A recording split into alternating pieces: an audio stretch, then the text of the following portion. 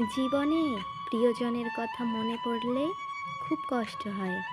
একই চাঁদের আলোতে দুজনেই জোছনামাখি, অথচ কেউ কাউকে ছুঁতেও পারি না।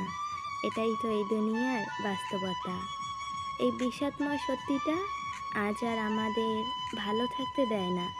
তবুও আমরা ভালো থাকবো, তবুও আমরা সুখী হব নিজস্ব জগতে।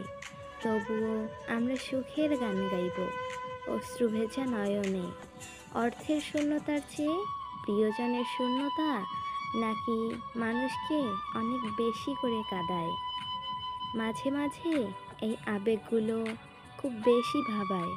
তবে কেন সেই অর্থের অভাবে প্রিয়জন হারিয়ে যায়? আমাদের শত ভালোবাসা কেন তাদেরকে আটকে রাখতে পারে না? এটাই তো সবাই জানতে চায়। ৮ বছরের ভালোবাসা ৮৩শূন্য বেতনের কাছে কেন হেরে যায়? তবে কেন মানুষ বলে যে ভালোবাসা কখনো হারে না?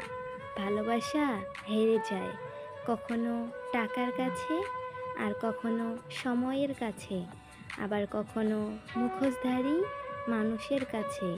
ভালোবাসা হেরে যায়।